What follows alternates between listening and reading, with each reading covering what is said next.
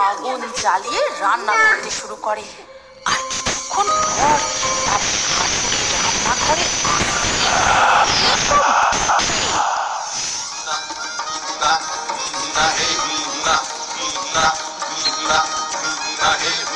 ওই দেখ পালকি করে নতুন বউ যাচ্ছে রে। হ্যাঁ রে ভাই, দেখতে যাবি? চল কাছে গিয়ে দেখি নতুন বউকে কেমন দেখতে লাগছে। এই কথা বলে বানি ও টকাই পালকির দিকে রওনা দেয়। কিন্তু তাদের এই সমস্ত কথা গাছের ডালে বসে বসে শুনছিল পুতুনা শাকচুন্নি। ও মা, তাই তো, এমন সুন্দর পালকি চড়ে বউ চলেছে, আমিও দেখবো। যাই যাই, আমিও দেখবো। এই কথা বলে পুতুনা শাকচুন্নি সেই গাছ থেকে উড়ে চলে যায় পালকিতে থাকা বউকে দেখতে। বাবা, কত ঢাক ঢোল কাশি বাজিয়ে বউ চলেছে, কি মজা! কত দূর যায় দেখি তো। এরপর পালকি এসে একটা বড় বাড়ির উঠানে থামে। আর সেই উঠানের পাশেই ছিল এক মস্ত তেঁতুল গাছ। সেই গাছেই শাকচুন্নি এসে বসে পড়ে। বেশ মজা তো, আজ থেকে আমি এই তেঁতুল গাছে থাকবো আর ওই নতুন বউকে দেখবো ও কেমন সুন্দর করে সংসার করে। ওটাকে কি মিষ্টি দেখতে হয়েছে। এরপর বেশ কিছুদিন কেটে যায়। নতুন বউ তার নতুন সংসারে সকলকে মানিয়ে নিয়ে সংসার করার চেষ্টা করে। কিন্তু উফ, অসহ্য! এই অজপাড়াগায় ড্যাডি যে কি দেখে আমাকে বিয়ে দিল কি জানি। এখানে না আছে কোনো সিনেমা হল, না আছে কফি শপ, না আছে শপিং মল। ডিসগাস্টিং! আমি এখানে কিছুতেই থাকতে পারবো না। একটা কিছু ছোট করে এখান থেকে আমাকে পালাতেই হবে। ওদিকে তখন শ্রীলেখার শাশুড়ি শ্রীলেখার ঘরে এসে বলে, এই তো বৌমা, তুমি ঘরেই রয়েছো। বলছিলাম তোমার শ্বশুর মশাইকে একটু চা বানিয়ে দিয়ে এসো তো মা। আমি ঠাকুর ঘরে যাচ্ছি, ঠাকুরকে একটু জল বাতাসা দিয়েই চলে আসবো। খোকা আবার কাজে বেরোবে তো।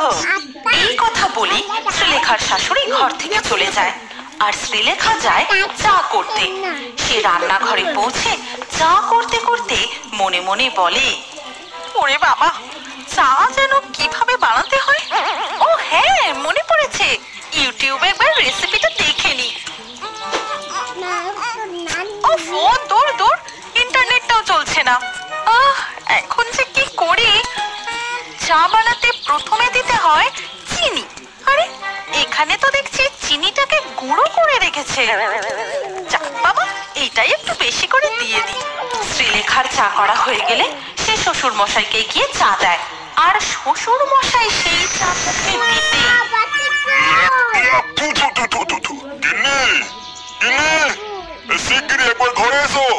কি হলো গো? অমন চিৎকার করে ডাকছো কেন? বলছি, বৌমাকে ভালো করে সবকিছু দেখিয়ে দিতে পারো না? বৌমার চায়ে চিনির বদলে নুন দিয়েছে যে। হায় হায় হায়, এ কি কাণ্ড! এইভাবেই চলে শ্রীলেখার সংসার। সে কোনো কাজই ঠিক করে করতে পারে না। তার স্বামী দীপককে জল দিতে গিয়ে জলের গ্লাস উল্টে ফেলে, কখনো রান্না করতে গিয়ে তরকারি পুড়িয়ে ফেলে, কখনো আবার তরকারিতে নুনের বদলে এক গাদা চিনি দিয়ে রাঁধে। ধর বাবা, সারাদিন কাজ করতে করতে আমার হাত পা একেবারে ব্যথা হয়ে গেল। আমি এখানে কিছুতেই থাকবো না। আমাকে কোনো না কোনো ছোট করে এখান থেকে পালাতেই হবে। আর এই সমস্ত কিছু তেঁতুল গাছের ডালে বসে বসে দেখতে থাকে পুতুনা শাকচুন্নি। বোঝো ঠেলা, নতুন বউয়ের কাজ কর্ম দেখো। কেউ সংসার করতেছে, সংসার পায় না, আর কেউ সংসার পেয়ে তা গুছিয়ে করতে পারে না। হায় কপাল! সেই দিনই রাতে শ্রীলেখা তার স্বামী দীপককে জানায়, বলছিলাম আমার না শরীরটা একদম ভালো নেই। শহরে গিয়ে একটা বড় ডাক্তার দেখাতে হবে, আর কিছুদিন না বিশ্রামেরও দরকার। তাই আমি ভাবছিলাম কিছুদিনের জন্য বাপের বাড়ি থেকে আসবো। আচ্ছা বেশ, কালকেই আমি তোমাকে তোমার বাপের বাড়ি পৌঁছে দিয়ে আসবো।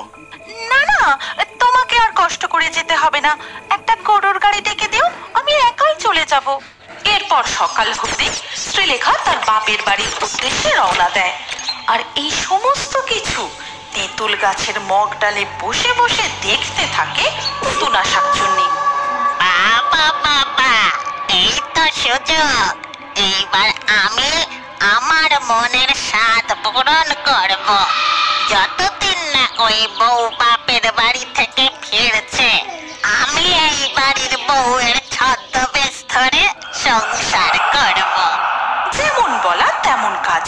কোনো রকমে সেই দিনের রাতটা কাটিয়ে পরের দিনে সকালবেলা হতেই পুতুনা শাকচুন্নি দীপকের স্ত্রী শ্রীলেখার রূপ ধরে তাদের বাড়ি এসে হাজির হয়। মা, মা, আমি শ্রীলেখা, আমি ফিরে এসেছি মা। এ কি বৌমা, তুমি কালকেই বাপের বাড়ি গেলে আর আজই চলে এলে? হ্যাঁ মা, আমার ওখানে থাকতে না ভালো লাগলো না, তাই চলে এলাম। তা বেশ করেছো মা, এসো এসো ঘরে এসো। এরপর থেকে পুতুনা শাকচুন্নি বেশ মনের আনন্দে দীপকের বাড়িতে থেকে সংসার করতে শুরু করে এবং দীপকের মা যখন যা করতে বলেন সে চটজলদি সব কাজ করে ফেলে। বলছিলাম বৌমা, তোমার শ্বশুর মশাই বাজার থেকে না অনেক রকম মাছ এনেছেন, তুমি কি রান্না করতে পারবে? আপনি নিশ্চিন্তে ঘরে গিয়ে বসুন মা, আমি সমস্ত কিছু রান্না করে আপনাদের খেতে ডাকছি। এই কথা শুনে শ্রীলেখার শাশুড়ি সেখান থেকে চলে যেতে শাকচুন্নি তার আসল রূপ ধারণ করে। তারপর উনুনে হাঁড়ি চাপিয়ে কাঠে আগুন জ্বালিয়ে একটা মন্ত্র পড়ে।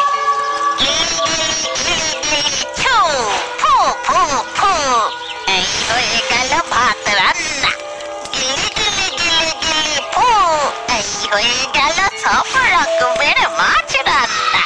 তারপর সে সমস্ত খাবার থালায় সাজিয়ে শ্বশুর মশাই ও শাশুড়ি মাকে খেতে দিতে যায়।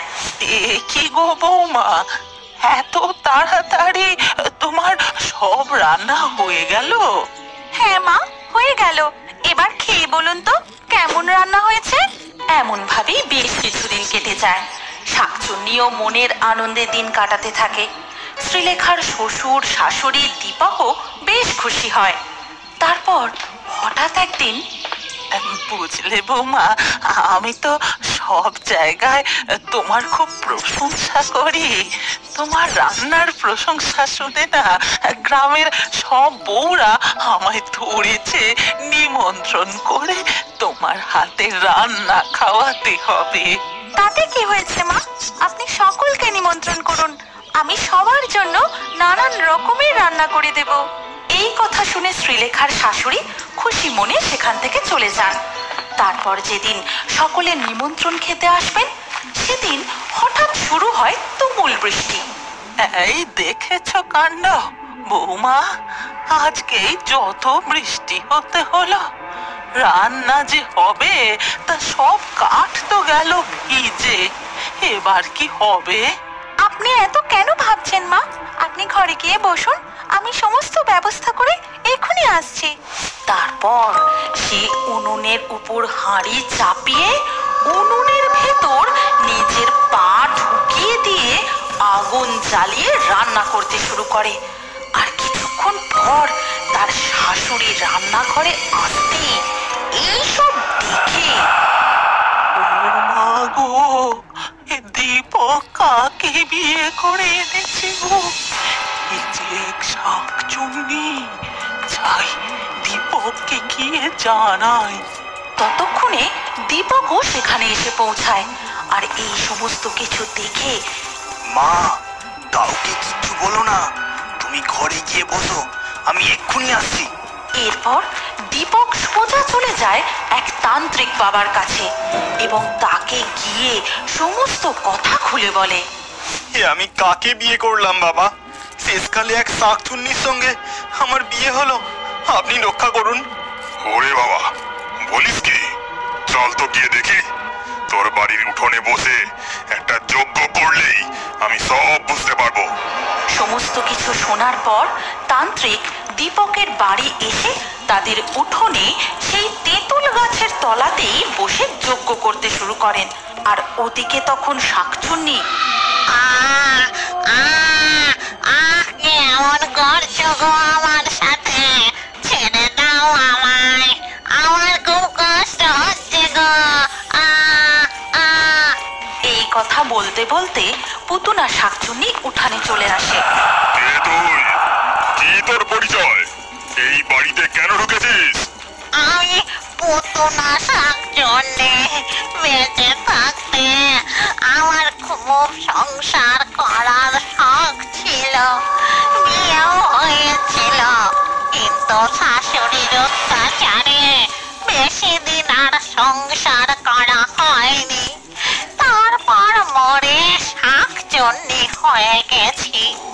যা করেছিস করেছিস, এইবার এই বাড়ি ছেড়ে, এই গ্রাম ছেড়ে তুই চলে যা, নইলে দাদা, আমাকে আর কষ্ট দিও না। আমি এই বাড়ি ছেড়ে, গ্রাম ছেড়ে এখনই চলে যাচ্ছি।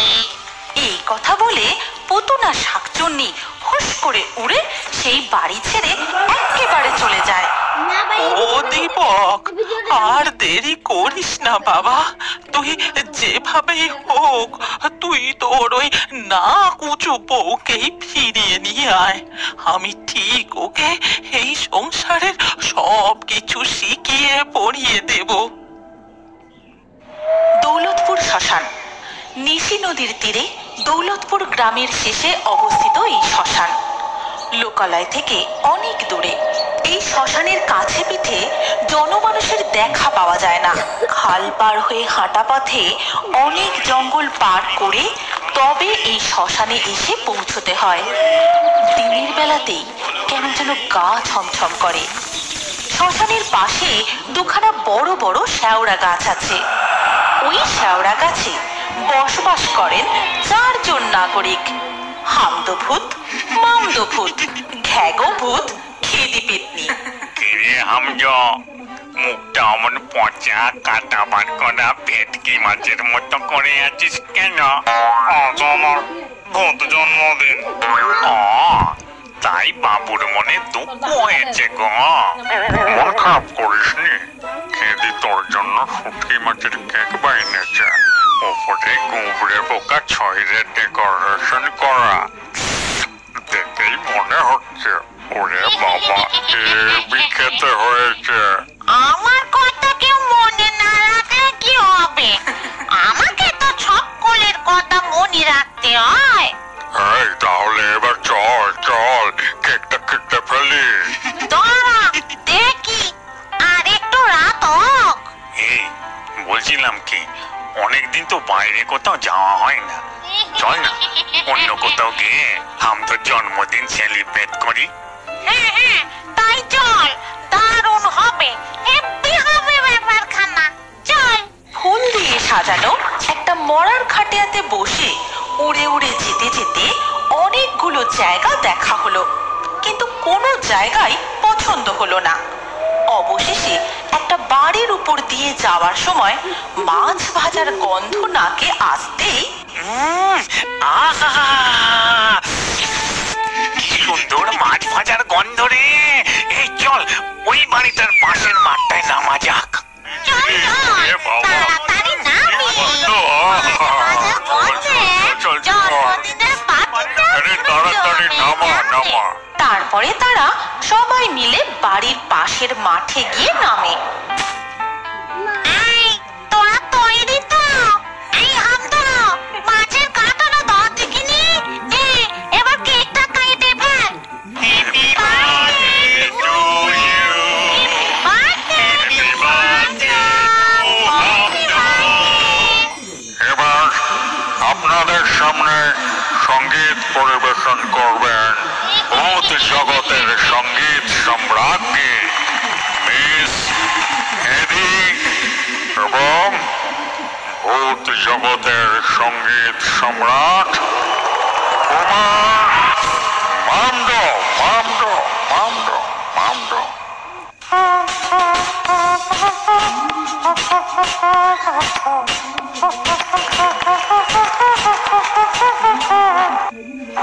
শ্মশানের ভূত, আমরা ভয়ঙ্কর।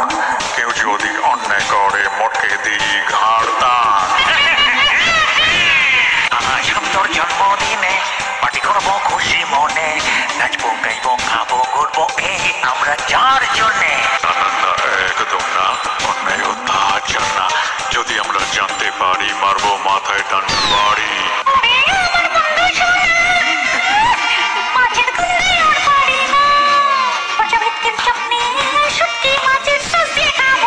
আমরা সব অশরীরে, আমরা উড়ে বেড়াই, তাই তো সব শয়তানকে আমরা করি সাফাই। হামদোর জন্মদিনের পার্টি তো জমে উঠেছে। হঠাৎ পাশের বাড়ির দজ্জাল গৃহিণীর চিৎকারে সঙ্গীতানুষ্ঠান থেমে যায়। সবাই ঝোপের আড়াল থেকে দেখে, এ কি, এখনো পর্যন্ত মাছগুলো ভাজা হলো না? হয়ে গেছে মা, তুমি গিয়ে বসো, রবির বাবা দিয়ে আসছে। তারপর বৃদ্ধ শ্বশুর মশাই মাছ ভাজা নিয়ে বৌমাকে দিয়ে আসেন। এই যে তোমাদের মাছ ভাজা। এখানে রেখে বারান্দায় গিয়ে বসুন, আমি গিয়ে আপনাদের খেতে দিয়ে আসছি। নিজেরা ভালো ভালো খাবার খাবে বলে বৃদ্ধ শ্বশুর শাশুড়িকে বাইরের বারান্দায় খেতে দেয় শুকনো ভাত আর তার উপর ছিটে ফোটা ডাল।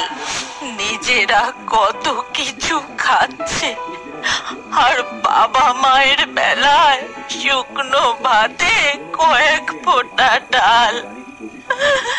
তোমাকে অন্তত একটা মাছ ভাজা দিতে পারতো। ও ঠিক আছে, আমার তো বয়স হয়ে যাচ্ছে, কম খাওয়াই ভালো। নিজে না খেয়ে ছেলেকে খাইয়েছো, মাঠে কাজ করে ছেলেকে পড়াশোনা শিখিয়েছো, দুটো পয়সা রাখতে পারোনি। হে ভগবান, আজ এই বয়সে আমাদের এমন দিন দেখতে হচ্ছে।